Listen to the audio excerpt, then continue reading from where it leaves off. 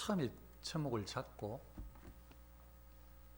준비할 때는 이제 오늘 전하는 말씀의 깊이까지 도달하지 못했습니다. 이제 금요일 제목을 이제 정하고 아침에 이제 오후에 추구하는데, 그때는 그냥 처음에 잡을 때는 그래, 이 말씀이 이런 뜻으로 여겨지니까 그래, 우리 아이들한테 참된 피난처를 제대로 좀 잘 알려주면 되겠다, 그렇게 생각을 했는데, 이제 막상 이제 준비하고 또 하나님 은혜 가운데 또 제가 또 기쁘고 이렇게 경험하는 동안에는 처음에 준비할 때는 하나님의 마음을 내가 좀 몰랐구나, 조금 아쉽다, 뭐 한 60% 70%도 하나님 마음을 내가 참 몰랐구나, 그런 생각을 하게 되었습니다. 아무튼 이 시간에 하나님의 뜻을 잘 이해하고 발견하고, 하나님이 정말 우리 아버지시니까 하나님 아버지와 온전한 회복이 다시 있으시고 그렇게 하나님 뜻 가운데 든든히 서는 그런 시간이 될 수 있으면 좋겠습니다. 우리 자녀들에게 바라는 게 있다면 제 경험상 그랬을 수도 있고, 일반적이라는 게 제가 생각하고 이해하고 본 것이 달아가지고 부족할 수가 있습니다. 일반적으로 제가 생각했을 때에 오늘날의 부모들은 어린아이들, 자녀들이 어린아이였을 때는 건강하게 똑똑하게 자라주기를 바라는 것 같아요. 이게 다는 아닙니다. 또 다 다를 수가 있습니다. 일반적으로 생각했을 때 자녀들이 건강하게 또 이렇게 좀 똑똑하게 자라주면 좋겠다. 청소년기를 20세 이하로 청소년기라고 생각을 이해했을 때에, 청소년기에 접어들 때는 이것도 일반화시킬 수는 없지만 요새 그냥 생각에 학교에서 좀 사고 안 나고 나쁜 친구들 좀 안 사귀고 좀 원하는 대로 자기가 잘 꿈을 발견해서 잘 나아가는 그런 이 중고등 시절을 보내면 좋겠다. 이게 보통 부모들의 생각이 아닐까, 바람이 아닐까, 그렇게 저도 그렇게 바랬었고요. 그러니까 뭔가 안전하게 지켜주면 좋겠다, 안전하기를 부모가 바래요. 우리가 어린 아이들일 때 그냥 안전하게, 어릴 때 유치원에 가가지고 아이들하고 지들끼리 싸워가지고 얼굴에 생채기만 놔둬요. 5살 때 4살 때는요, 누가 그랬냐고 막 그렇잖아요. 큰일 납니다. 한 번도 어디 뭐 하나 이렇게 손톱이라 이런데 뭐 얼굴에 그렇게 한번 이렇게 이게 긁힌 적이 없는데, 아이고 뭐 갑자기 막 이렇게 막 긁혀가지고 피 난 것 같고, 막 부모가 막 부글부글 합니다. 찾아가진 않더라도. 그만큼 애착이 있는 거예요. 안전하기를 바라는 거예요. 안전하기를. 그러다가요, 아는 사람 중에 뭐 사고가 났다 그러면 덜컥 내려앉습니다. 특히 사고의 경험을 우리가 경험했을 때는 아주 생각이 달라집니다. 사고가, 심각한 사고를 통해 가지고 신앙인들도 그렇게 꿈 많고 기대감이 많았던 자녀들 혹시나 잃게 된다면 거의 상당히 다른 인생의 목표가 확 바뀌어가지고 다른 인생을 살게 됩니다. 부모들이 아이를 잃게 되면. 그래서 그 부모들의 이야기를 듣고 보면 그냥 아이들은 사고나 이런 경험을 한 부모들은 똑똑한 게 중요한 게 아닙니다. 그냥 건강한 게 최고입니다. 이제 바뀌었어요. 그러니까 뭔가 한마디로 표현할 수는 없지만 지금까지 말씀드렸던 내용이, 부모들은 자녀들에게 좀 안전하게, 평안하게, 기쁨 가운데에 모나지 않고 잘 자라주길 바라는 그런 기대가 있습니다.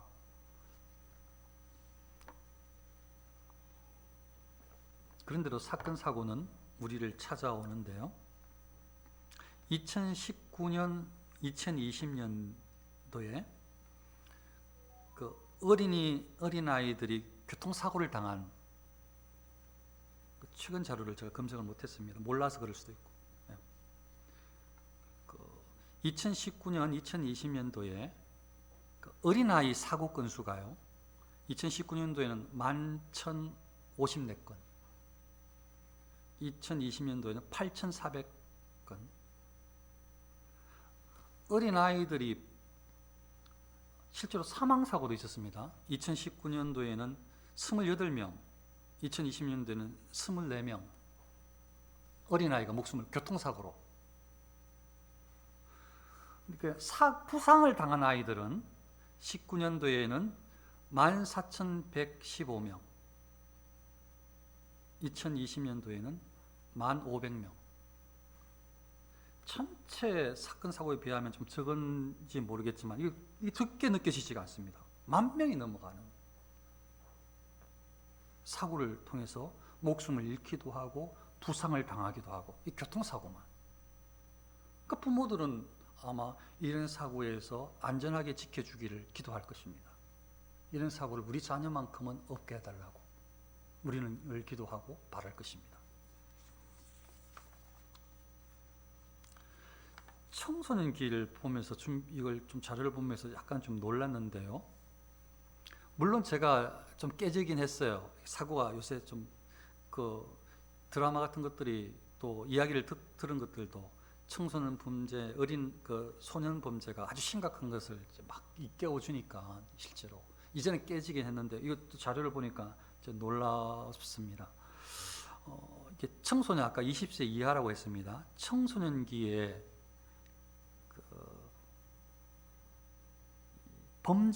청소년이 범죄 건수로 이렇게 해당되는 인원수가요, 2018년도에 86,142명, 2019년도에 66,247명. 굉장히 6만 명, 8만 명, 굉장히 많은 숫자가 청소년기 범죄자로 낙인이 찍힌 겁니다. 범죄자로. 그러면 그럴 수도 있지, 요새 아이들이 보통 아이들인가 싶잖아요. 근데 더 좀 마음에 이 정도야 싶은 건요, 어른 범죄로 따졌을 때 초범에 해당되는 사람들이 예를 들어서 66,000이라면 43,000명 정도가 초범, 한 번만 저질렀던 범죄자, 그러니까 사고를 친 아이. 그리고 2019년도에 66,000명 중에서는 6,681명이 한 번 정도. 그 다음부터의 통계가 1범, 2범, 3범, 4범, 재범 이상 계속 한 번 범죄를 저지른 청소년이 또 그 다음에 범죄를 저지르고, 그 다음에 또 2번 범죄를 저지른 아이가 또 그 다음에 또 범죄를 저지르고, 또 3번 범죄를 저지른 아이가 그 다음에 또 범죄를 저질러서 이게 걸리는 아이들이 인원수가요, 2018년도에는 그러니까 두 번째 범죄가 7,164명. 그럼 7,164명에서 다시 걔들 중에서 한 번 더 3,705명, 3,705명에서 다시 한 번 더 저질러낸 애가 2,554명. 이렇게 되는 거예요. 이걸 그걸 그 해나 그걸 좀 넘어서서 생각을 해보면, 이게 작년, 재작년 이렇게까지 합쳐가지고 2018년도에 해당되는 건수는 66,000명 중에서 8,000건 이상이 사범 이상. 그러니까 어른들도 범죄를 저지르면 그래 나 빵에 갔다 왔어 해가지고 나쁜 짓 하는 경향이 있습니다. 안 할 수도 있는데, 그런데 청소년들도 그래 나 한번 사고 쳤어 해가지고 안 쳐야 되는데 치는 경향이 있다는 걸 지금 있다는 거예요. 이게 2번 걸렸는데 그래 나 2번 걸렸어 하면 또 어른하고 똑같단 말이에요. 지금 청소년들이랑 다른 게 없다 이 말이죠. 실제로 이제 그 드라마 같은 것들을 보면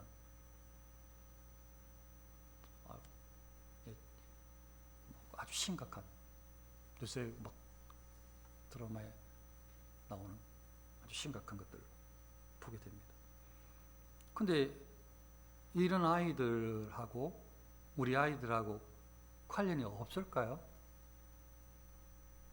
우리 아이들이 여기에 해당될 수도 있고, 여기에 해당되는 아이들과 관계를 깊이 가질 수도 있고, 아주 멀찍이지만 거기에 환경에 놓일 수 있는 확률이 굉장히 커요.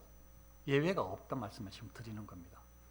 그럼 이러는 동안에 어떻게 해야 돼요? 그냥 이렇게 학교 못 보내겠다 해가지고 학교를 안 보내야 되겠습니까? 학교에서 그냥 기독교적인 신앙적인 것을 안 가르쳐주고 뭐 이상한 거 가르치고 하니까 뭐 동성애나 가르치고 하니까 안 되겠다 해서 그냥 학교 보내지 말자. 물론 그렇게 기독교인들 중에 그런 사람들도 있습니다. 그냥 집에서 가르치겠다. 뭐 그렇게 해야 되겠습니까? 뭐 그럼 각자 다양하게 결정을 할 수가 있을 거예요. 선택을 할 수가 있을 거예요. 근데 저는 개인적인 생각으로는 그것이 바로 세상이니까 아이들한테는, 학생들한테는 그곳에 들어가서 아이들이, 믿음에 있는 학생들이 그들에게 이 빛을 발해야 된다고 저는 개인적으로 그렇게 생각을 합니다. 이런 환경 가운데, 청소년들 환경 가운데, 그리고 이런 사고에 노출될 수 있는 환경 가운데에서 부모들은 아이들이 안전하기를 바라는데, 사고에 휘말리지 않기를 바라는데, 오늘 말씀해 보니까 여호와를 경외하는 자에게는 견고한 의뢰가 있나니 그 자녀들에게 피난처가 있으리라. 자녀들에게도 이 피난처가 있다. 안전할 수 있는 안전한 장소가, 피할 수 있는 보호처가 있다는 거예요. 그게 다시 말씀 앞으로부터 보면 여호와를 경외하는 자에게서 출발하는 거예요. 오늘 말씀이 혹시라도 그러면 이제 말씀을 듣고 내가 하나님을 잘 경외하지 못해서 자녀들을 내가 하나님을 경외하는 자녀로 못 키웠단 말이냐, 이렇게 생각하면 지금 사단이 이 예배를 방해하고 있다고 미리 지금 제가 그런 생각이 들지 말도록 일반론을 이야기하고, 그런 생각이 또 들지 말아야 될 이유가 또 그 사단이 틈타기도 하지만 우리의 마음의 연약함 때문에 계속 그런 쪽에서의 약점이, 우리의 약한 모습이 거기에 노출되어 있어서 하나님 말씀에 집중이 안 되게 계속 만드니까 이 시간에 그렇게 자녀들을 내가 지금 신앙으로 하나님을 경외하는 자녀로 못 키웠다고, 아니면 지금 자녀들 키웠다고 그렇게 자랑할 것도 아니고, 못 키웠다고 이게 막 지금 내가 지금 범죄했나, 아니면 내가 뭐 큰 문제가 있나 이렇게 생각할 것도 아닙니다. 그렇게 하라는 뜻도 아니고.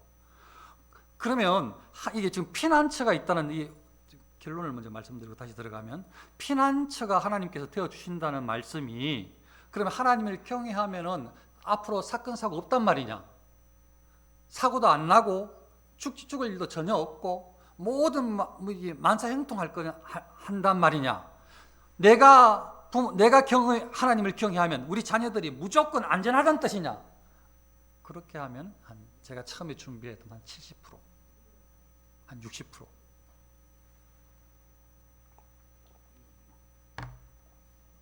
오늘 말씀을 이제 제가 충분하게 이해하고 나니까요, 깨닫고 나니까 이 말씀은 그런 뜻이라기보다 그런 뜻이기도 하지만, 내가 믿음 생활을, 신앙 생활을 잘함으로 자녀들의 영향을 끼친다는 뜻이 한 70%는 돼요. 근데 그 나머지 한 30%는 결국은 자녀들도 하나님을 철저하게 경외해야 되는 거예요.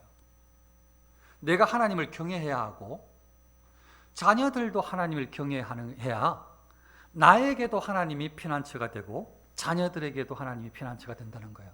그러면은 모든 문제가 다, 그 자녀들의 그 각자의 신앙, 그 각자의 인생은 그 자녀가 하나님을 경외하느냐 안 하느냐에 달려 있어요. 우리의 인생은 우리가 하나님을 경외하느냐 안 하느냐에 달려 있어요. 그럼에도 부모와 자식으로 연결시켜 주시고 부모를 통해서 자식을 낳게 해주시는 하나님의 뜻 가운데는 부모를 통해서 자녀에게 영향을 끼치는, 모범을 보이라고 하는, 보살피라고 하는, 양육하라고 하는 하나님의 뜻이 있어요. 그 각 사람이 하나님을 경외함으로 피난처를 확보하는 문제는, 부모가 하나님을 잘 경외해서 자녀에게 피난처를 확보해 주는 면이 적어요. 내가 아무리 신앙생활을 잘해도 자녀가 하나님을 안 믿을 수도 있기 때문에, 내가 하나님을 아무리 경외해도 자녀가 하나님을 부인할 수도 있기 때문에, 그래서 믿음이 있는 왕에게 그 다음 자녀가 반드시 믿음 있는 자녀가 나온 건 아니란 말이에요. 신실한 부모 밑에 하나님을 믿지 않는, 하나님을 부인하는 자녀도 낳기 때문에.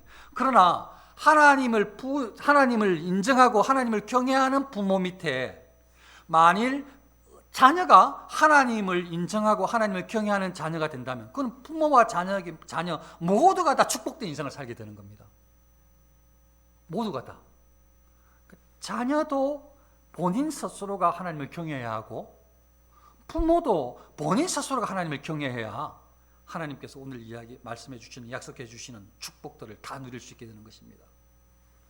그냥 살아가면 얼마나 불안합니까? 그래서 불안해서 안전장치를 확보하려고 얼마나 수없이 노력합니까? 그것들이 소용없단 말이 아니고, 여러분들에게 그렇게 생각하게 하시는 데는 그것도 나름대로 하나님의 뜻이 있을 수 있으니까 애를 쓰세요. 그래서 안전하고 좋은 집, 좋은 차, 안전하고 좋은 선생님, 그렇게 또 연결시켜주는 보호자, 그렇게 아주 치밀하게 계획을 세울 수 있고 여유가 있으면 그렇게 하세요. 하나님의 은혜일 수 있으니까.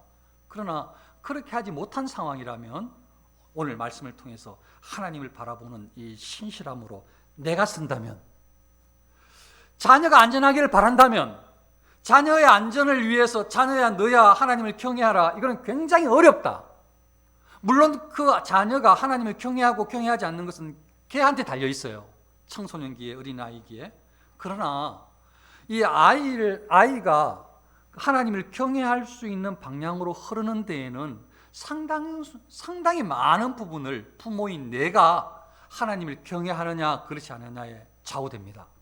자녀가 하나님을 경외하는지 경외하지 않는지는 그 자녀의 몫이에요. 하지만 이 자녀가 어느 정도 상당히 많은 부분에서 하나님을 경외하는 사람으로 성장하느냐 하지 않느냐는 부모인 나의 모습에 좌우되기도 한다는 걸 오늘 말씀을 통해서 기억을 해야 됩니다.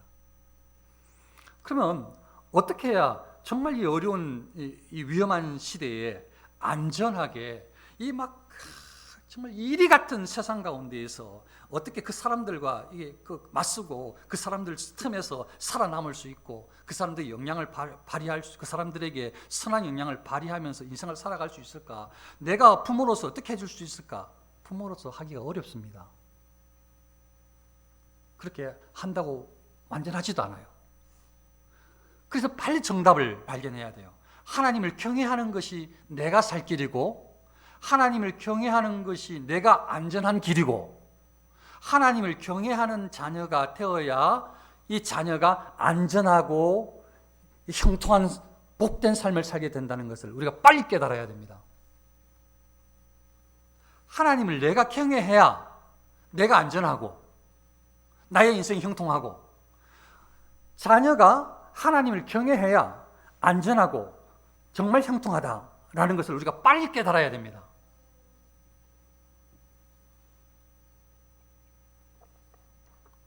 여호와를 경외하는 자에게 견고한 의뢰가 있나니, 하나님을 경외하는 사람에게 하나님을 경외하면 하나님께서 견고한, 든든한, 완전한 의뢰가, 최고의 신뢰할 만한 대상이 되어준다라는 말씀입니다. 하나님을 경외하면 세상의 그 어떤 것과도 비교할 수 없는 가장 강력한, 최고의, 완전한, 가장 능력 있는 그런 견고한 대상이 하나님이 되어주신다는 말씀입니다. 그러니까 진짜 인생의 성공을 원하신다면, 영혼의 성공을 원하신다면, 그리고 인생의 영혼의 행복을 원하신다면 정답은 우리 각자가 하나님을 경외하는 것입니다. 하나님을 정말 경외하는 것입니다. 우리 각자가 하나님을 정말 경외하면 여기서 끝나는 것이 아니고, 이것이 하나님을 정말 경외하는 이것이 자녀들에게 영향을 미쳐서 하나님께서 자녀들에게도 피난처가 되어주십니다. 그 자녀들도 부모가 경외하는 하나님의 모습을 보고 기억을 하고, 부모가 경험하고 부모가 경외하는 모습대로 닮아서 어쩌면 나중에 하나님을 경외하는 사람으로 든든히 서게 될 줄로 믿습니다. 오늘 말씀이 이게 진짜 100%의 우리에게 주시는 그 말씀입니다. 그러면 어떻게 하나님을 경외해야 되는가? 대체 어떻게 하나님을 경외해야지 내가 견고한 의뢰가 되어지는 하나님을 누리는 것이고, 자녀들이 나중에 하나님을 누리게 될까? 어떻게 대체 경외해야 될까? 이렇게 자녀들에게 본을 보여주십시다. 하나님을 경외하는 방법, 경외하는 모범을 이제부터 내가 자녀들에게 보여주겠다라고 생각을 하시고, 하나님을 경외하는 모범을 자녀들에게 보여주겠다 하시고, 언행 심사를 주의하시되 특별히 하나님을 예배하는 모범을 보이십시오. 하나님을 철저히 예배하는 모범을 보이십시오. 하나님 앞에 정말로 바르게 예배하는 모범. 하나님을 경외함으로 내가 안전하고 자녀들에게 안전한 피난처가 되기를 바란다면, 하나님을 경외한다는 의미를 어떻게 하나님을 경외하면서 모범이 될까? 하나님을 정말 사랑하는 모범을 보여주십시오. 하나님을 어떻게 사랑해야 될까? 여러분들이 찾아야 됩니다. 하나님을 정말 사랑하는 모범을 자녀에게 보여주십시오. 그래서 자녀들이 우리 부모님이 하나님을 사랑했다. 우리 부모님이 하나님을 사랑하는구나. 자녀가 정말 하나님을 경외해서 완전한 피난처를 누리기를 바란다면, 우리가 우리에게 자녀를 허락해 주신 이유는 모범이 되라고, 양육하라고, 훈육하라고 하나님께서 자녀를 맡기셨으니까 모범이 돼야 되는데, 하나님을 사랑하는 모범을 자녀에게 보여주십시오. 그래서 부모님들이 하나님을 사랑하는 것을 어떻게 보여줄까? 어떻게 내가 하나님을 정말 하나님을 사랑하면 됩니다. 마음으로, 입술로, 삶으로 하나님을 사랑하면 됩니다. 그러면 자녀들이 어느 순간 느끼게 될 것입니다. 부모님의 말로 통해서, 행동을 통해서 부모님이 하나님을 사랑하는구나. 그래서 자녀들도 나중에 여호와를 경외하게 될 것입니다. 하나님을 사랑하면서. 어떻게 하나님을 경외하는 모범을 보여줄까? 진실되게 하나님께 기도하는 모범을 보여주십시오. 하나님을 만나는 기도, 하나님을 의지하는 기도의 모습을 보여주십시오. 그러면 자녀들도 그 모범을 본받아서 나중에 하나님을 만나는 기도 생활을 하게 될 것입니다. 하나님을 경외한다는 것은 악을 떠나는, 악과 맞서는, 사단을 대적하는 아주 의의 선에 속하는 그 선을 지향하는 태도입니다. 그런데 이게 일시적으로, 단회적으로가 하나님을 경외해야 한다는 표현은 아쉬워요. 그건 그냥 하나님을 경외하는 것처럼 한번 활동만 한 거지, 보이는 것이지. 여호와를 경외한다는 표현은 지속성이 있어요. 지속적으로 하나님을 향하여서, 하나님을 의지하여서 하나님 말씀에 순종하는 태도를 계속 가지고 있는 사람이, 그게 하나님을 경외하는 사람이에요. 지속적으로 계속해서 하나님의 말씀에, 하나님의 뜻에 귀를 기울이고 하나님 말씀에 순종하려고 애를 쓰는 사람, 지속적으로 하나님 말씀에 순종하려고 애를 쓰다 보니까 죄와 악을 싫어하고 미워하고 사단과 맞서게 되어지는, 대적하게 되어지는 그런 삶을 살게 돼요. 이것이 하나님을 경외한다는 것입니다. 그냥 한 번 정도, 아니면 일주일에 1시간, 아니면 주일에 한 번, 이건 단회적인 것을 경외한다고 말할 수가 없고요. 정말 하나님을 두려워하고 공경한다면 지속적으로 날마다 계속해서 하나님을 향하는 아주 지속성이, 하나님을 향하는 마음이, 아주 이 간절함이, 하나님을 두려워함이 지속적으로 계속 보인다. 그거 어떻게 나타나느냐? 말씀에 계속 순종함으로 나타난다. 하나님을 계속 말씀에 순종하는 마음, 순종하려고 애를 쓰는 모습을 자녀들에게 보여줄 수 있기를 원합니다.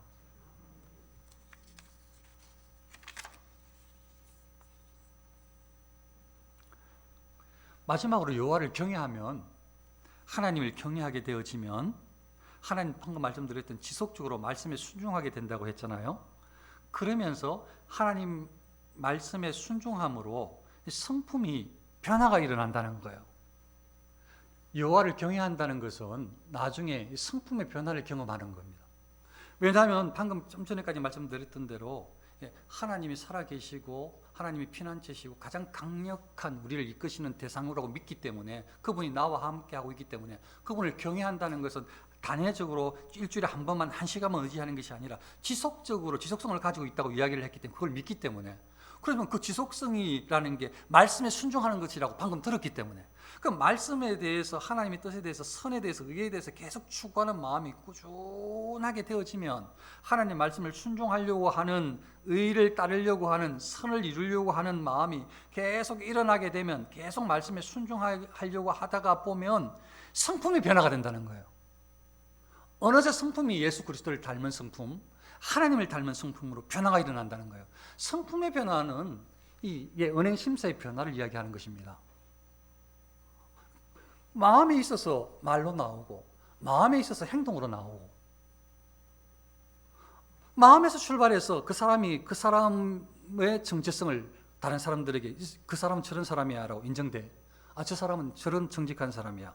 그 사람은 한번 말하는 거 꼭 지키는 사람이야. 그 사람은 신뢰할 만한 사람이야. 그 사람은 사랑이 많은 사람이야. 그 사람에 대한 정체성이 다른 사람들에게 그 사람은 이런 사람이라고 인정되잖아요. 하나님 말씀을 끊임없이 순종함으로, 어느새 계속 순종함으로, 또 순종하는 모습을 계속 끊임없이 지향함으로, 그것이 여호와를 경외한다는 것인데, 그렇게 함으로 다른 사람들에게 성품의 변화를, 다른 사람이 볼 때 성품이 변화가 되는 거예요. 예수님을 닮아가는 성품으로 변화가 일어나는 거예요.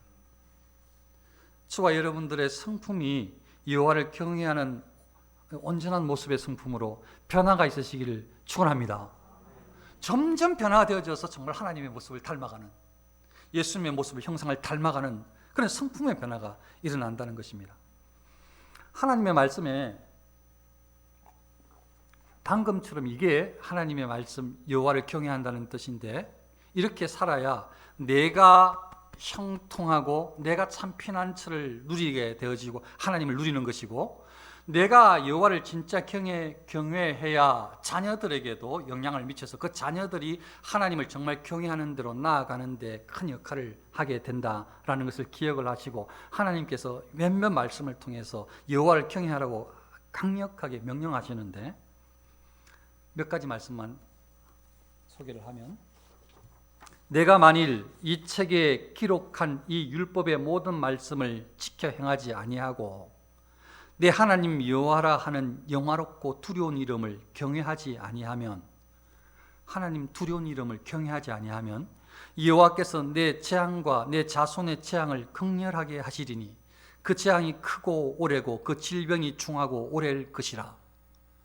이스라엘 백성들에게 하나님을 경외하지 않으면 너와 내 자손에게 재앙을 내린다라고 말씀하신 거예요.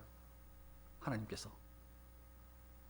사무엘이 마지막 유언으로 남긴 말인데요, 너희는 여호와께서 너희를 위하여 행하신 그 큰 일을 생각하여 오직 그를 경외하며 너희의 마음을 다하여 진실히 섬기라.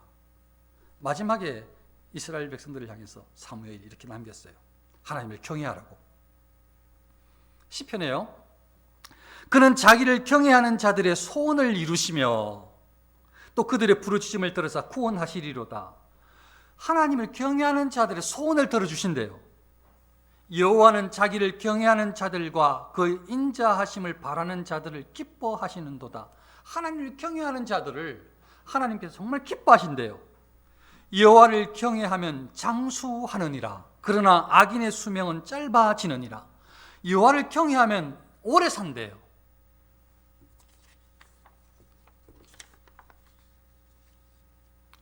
여호와를 경외하는 것은 사람으로 생명에 이르게 하는 것이라.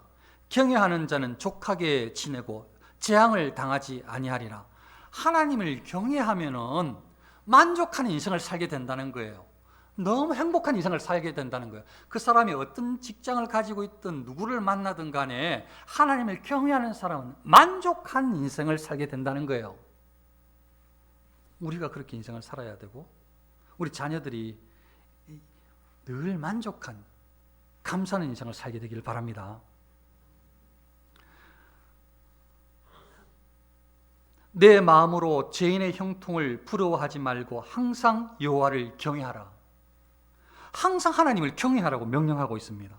또한 내가 아노니 하나님을 경외하여 그를 경외하는 자들은 잘 될 것이요.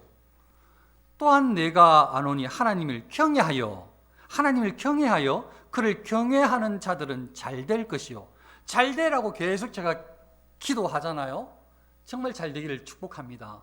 정말 잘 되십시오. 만사 형통하십시오. 그 방법을 성경은 계속 답해줘요. 하나님을 경외하면 잘 된대요. 하나님을 경외하면 잘 된대요. 마지막으로 일의 결국을 다 들었으니 하나님을 경외하고 그의 명령들을 지킬지어다. 이것이 모든 사람의 본분이니라. 적어도 하나님을 섬기는 사람들은 세상 사람들도 하나님을 경외하는 것이 본분이에요. 그런데 그들은 불순종했죠. 그래서 그들에게 죄를 물으실 거예요. 나중에 하나님께서. 적어도 우리 믿는 사람들은 이것을 분명히 기억을 해야 돼요. 아, 나의 본분은 하나님을 경외하는 것이구나. 사랑하는 성도님들, 정말 여러분들의 남아있는 여생이 만족한 인생, 남아있는 여생 되시기를 원합니다. 우리의 남아있는 기간이 정말 행복하고 너무 기가 막힌 인생을 보냈다라고, 이 시기가 정말 가장 행복했다라고 고백할 수 있는 그 기간들이 하나님을 경외하겠다라고 다짐하고 헌신하는 그 기간들이 될 수 있기를 축원합니다. 그래서 하나님을 경외하려고 몸부림치고 헌신하는 순간, 그때부터는 나중에 지나서 봤을 때 최고의 인생이 추억했을 때 가장 만족스러운 인생이 될 수 있을 줄로 믿습니다. 우리 각자가 하나님을 경외하는 법, 경외하는 대로 순종하시고, 우리가 하나님을 경외하면 자녀들도 하나님을 경외하게 된다라는 것을 기억을 하시며, 자녀들이 하나님을 경외하도록 그렇게 양육하시고 기도하시고, 우리가 먼저 하나님을 경외하는 본을 보이지 않으면 어려울 수 있다는 것도 기억을 하시고, 특별히 어린이 주일을 맞이해서 어린아이들에게, 자녀들에게, 학생들에게 하나님을 경외하는 본을 보이는 사람으로 저와 여러분들이 설 수 있으시기를 축원합니다. 네, 기도하겠습니다.